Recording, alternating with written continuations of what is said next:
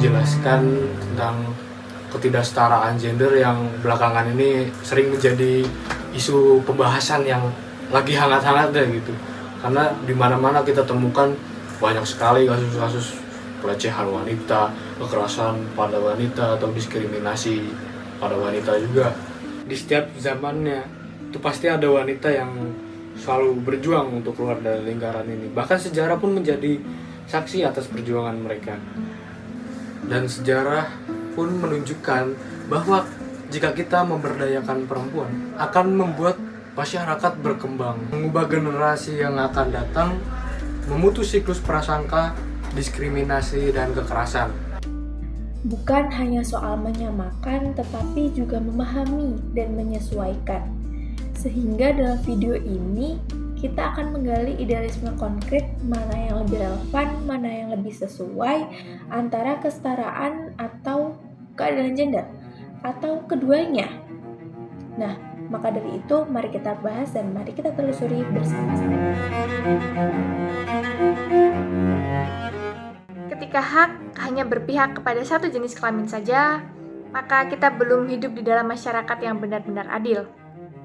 Kesetaraan gender dimulai bukan dari perubahan yang besar, melainkan dari perubahan kecil di mana kita dapat saling mendengar, menghargai, dan juga memperjuangkan hak yang sama di dalam kehidupan bermasyarakat.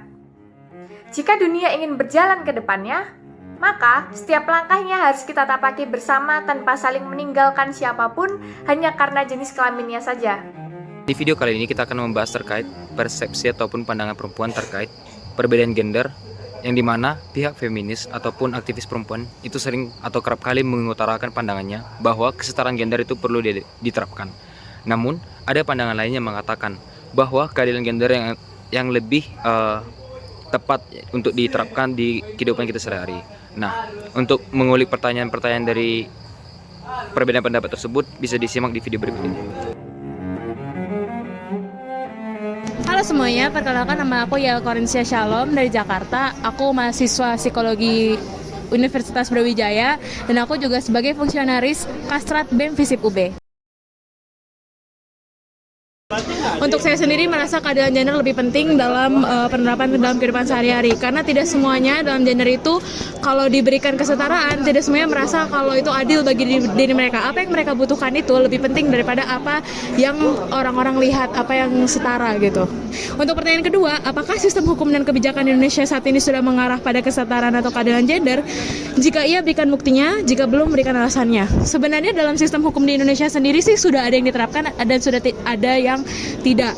Kita sebagai warga negara tidak boleh langsung menetapkan karena adanya asas praduga tak bersalah dalam hukum itu sendiri. Jadi dalam sistem hukum Indonesia itu sudah ada yang diterapkan dalam keadilan gender itu sendiri, seperti cuti melahirkan itu diberikan oleh wanita yang sedang hamil, dan kesetaraan gender sendiri di mana laki-laki dan perempuan diberikan kesempatan untuk bekerja. Namun pada dasarnya karena stigma masyarakat sendiri, makanya ada perbedaan atau glass ceiling dalam wanita, sehingga ada terbatasnya karir dalam karir wanita. Karena stigma masyarakat Indonesia itu masih mengarah kepada patriarkis ya, karena mostly Indonesia negara yang patriarkis.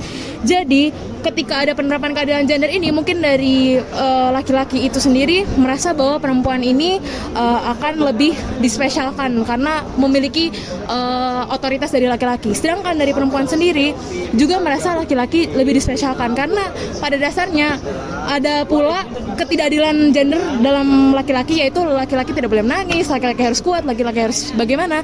Nah, ketika ketidakadilan itu tidak diterapkan dengan baik, maka nanti hasilnya adalah perempuan merasa kalau laki-laki itu terlalu kemayu atau bagaimana ya, padahal sebenarnya memanusiakan manusia itu perlu. Pada kasus-kasus ini, pihak yang paling dirugikan adalah perempuan. Padahal perempuan memiliki hak sesuai dengan undang-undang untuk mendapatkan perlindungan di kehidupan sosial, ekonomi, dan hukum. Namun, lemahnya perlindungan hukum itu secara tidak langsung menempatkan posisi perempuan di posisi marginal. Dan implementasi hukum yang tidak berpihak pada korban, serta budaya yang cenderung menyalahkan perempuan ketika menjadi kekerasan seksual.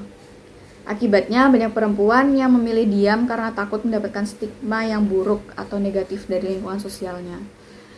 Maka dari itu, tidak hanya lembaga swadaya masyarakat, namun tiap individu dari masyarakat itu sendiri harus sadar dan mengakui bahwa penting untuk kita meraih kata adil dalam gender. Ya, terima kasih sudah menyimak sampai akhir. Tadi kita berbincang-bincang soal ketidaksetaraan gender. Ya, semoga bisa bermanfaat. Sampai berjumpa di video yang akan datang. See you.